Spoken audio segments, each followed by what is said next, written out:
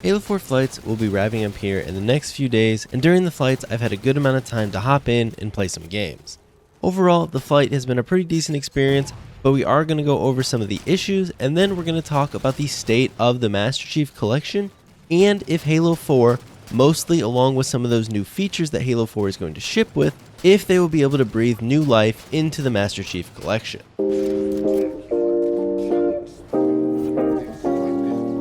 So first thing I want to say is that Halo 4 feels surprisingly good on PC. I was really worried that the game would run poorly at unlimited frame rates, similar to Halo 2 Anniversary and Halo Reach, but to my surprise the game runs fantastic. If you haven't had a chance to check out the flight on PC, it basically feels just like Halo 3 does on unlimited frames. One thing that is really cool about this, even if you don't care about Halo 4 in the slightest, is that now that 343 has figured out how to make this work, they should be able to fix Halo 2 Anniversary and Halo Reach and make them play better at higher frame rates, especially Halo 2 Anniversary, since obviously that's basically just Halo 4, but from what I understand, they're also going to be able to get Halo Reach running a lot better pretty easily. Now, I'm not going to tell you that the flights are absolutely perfect though, as there are definitely bugs that I've encountered, along with some bugs that I have seen others encounter. Now, while some may disagree though, I don't really think that these bugs are anything too bad or anything to harp on about, and it's pretty much exactly what the flight is for. It's to get players in and to test out the game so that we can point these bugs out to 343 and then they can fix them before the game comes out.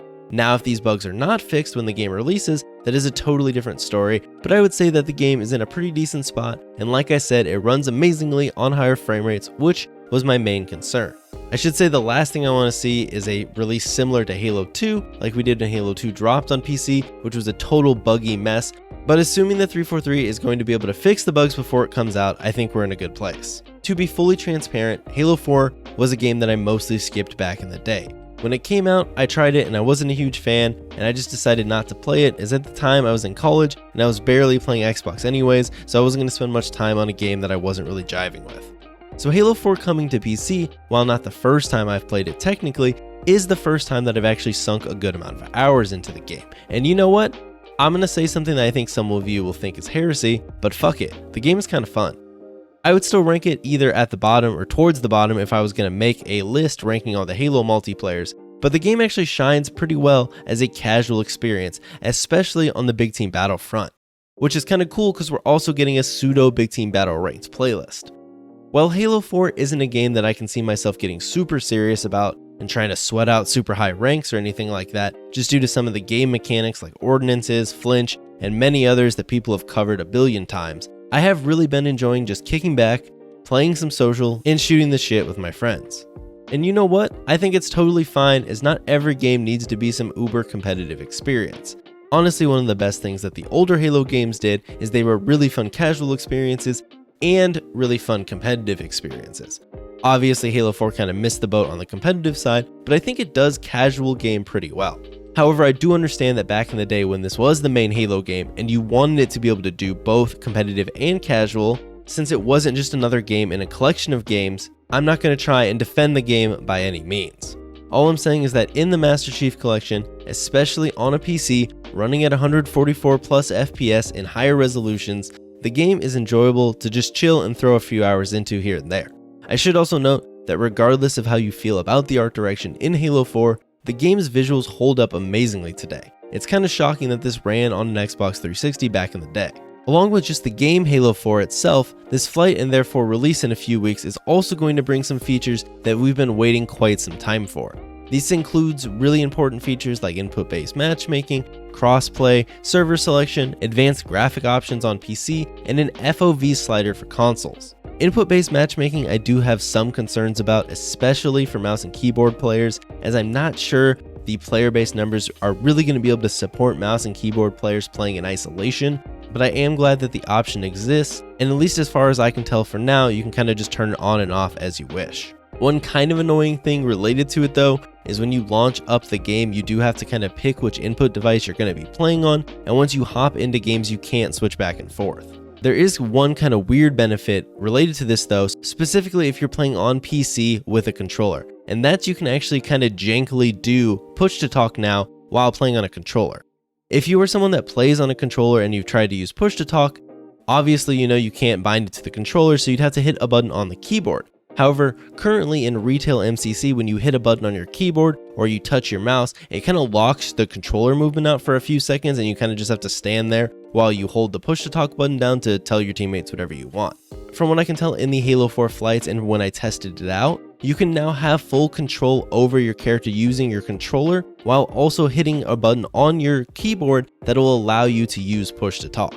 I don't think this was an intentional change by any means, but it's pretty cool nonetheless, and I hope that when it comes out it still works the same way it was working in the flight, because, well, if I'm being honest with you, I don't really care about using push to talk too much in the flight, but I would love to be able to use push to talk when playing ranked in retail MCC. Next up is the crossplay. Crossplay is absolutely huge. This is the biggest feature that's coming into the Master Chief Collection, and it's by far the feature that is most likely to bring some life back into the Master Chief Collection. Because currently on PC, and even Xbox to some degree, there are a lot of playlists that are pretty much just dead. Mainly ranked playlists, but also some of the more obscure social playlists are just really hard to find matches in. However, now with crossplay, you're going to be able to combine the two player bases and hopefully be able to find matches in basically whatever you want. Not only that, PC players or Xbox players are now able to play with their friends on the other device, which is something that they haven't been able to do. Some people really just prefer playing games on an Xbox, and some people really prefer playing on a PC, but now letting those people play games together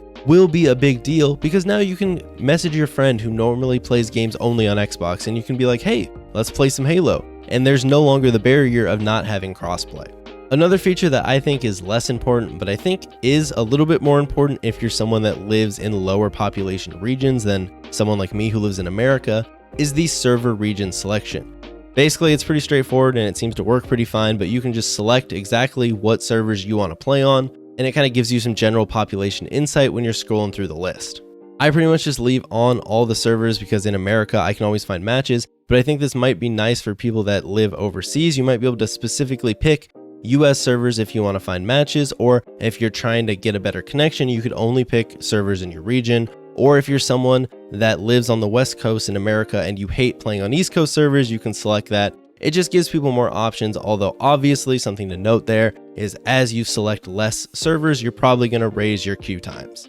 Another one of the awesome features that is being added with the Halo 4 flights is advanced graphic options. Currently, this is only Halo 4, but I imagine that once this comes out, we're eventually going to get it for all the games, and it's just really nice to be able to play with the settings a bit more than just the one graphic setting that we had before. You can really mess with it and try and squeeze out every frame you can, or you can turn up all the graphics and make it look really pretty, or you can turn them all the way down and make the game look absolutely atrocious. Whatever you want to do, you kind of now have the option. Another cool thing that we get sort of along the lines of graphic options is console players now get an FOV slider, which is huge because now they can understand why it feels so much better to not play games at like 78 FOV. This pretty much sums up my thoughts on Halo 4 PC and just the general flight. So now let's move on to what this could mean for the Master Chief Collection in the upcoming months. When Halo 4 fully releases, it will complete the Master Chief Collection on PC. Roughly a year from the start of it all, back in December of 2019, which was before the world went to shit.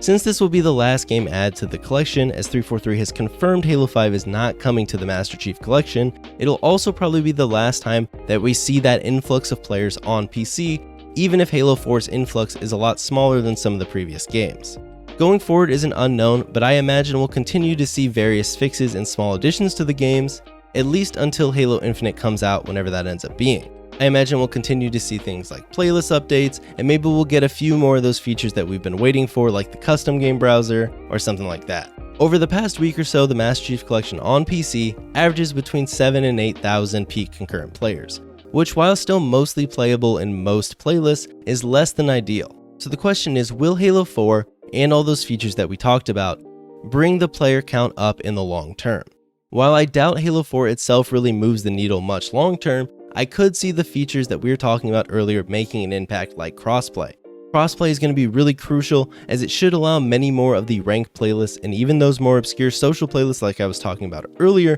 to become playable again on PC, as Xbox in general seems to have more players on MCC at any given time. These playlists being playable again should lead to slightly more player retention, although it may be a little too late for most people. In the short term, I do think the player counts will jump up a bit for various reasons, like Halo 4 being a new game added to the collection, and people coming back to test out those different features, but I imagine in a month or two we're going to end up pretty close to the same player base numbers on PC.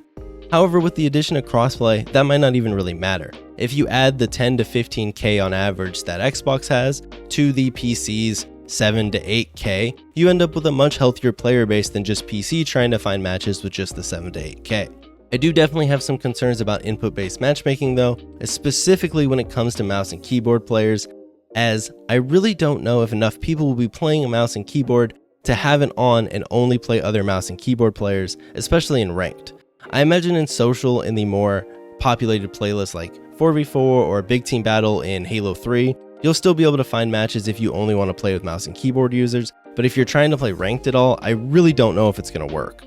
That's something that we'll just kind of have to test out once it comes out, as obviously the flight doesn't really give any insight to that, as the flight, especially being Halo 4 only, is such a small percentage of players anyways. Overall, I would say that Halo 4 on PC is pretty solid if you ignore the fact that it's Halo 4, as in if you don't like Halo 4, this port's not going to change anything, but if you enjoyed Halo 4 back in the day, or you never played it, I would say hop in and play some games once it releases. While I personally only bothered with the multiplayer so far in the flight, the game also includes Campaign, which has a mixed reception, and Spartan Ops, which also has a mixed reception, although slightly more negative. But hey, if you just want more Halo to play, it may fulfill that itch for another month or so, while we wait for Halo Infinite news or anything Halo Infinite related. In the comments, go ahead and let me know if you think that crossplay and some of those other features, along with Halo 4, will be able to kind of breathe some new life into the collection. As always, if you enjoyed the video, you know what to do. If you want to chat with me live or just ask me questions, you can catch me over on Twitch, and if that isn't enough me for you, you can also follow me on Twitter. With that said, I'll see you all next time.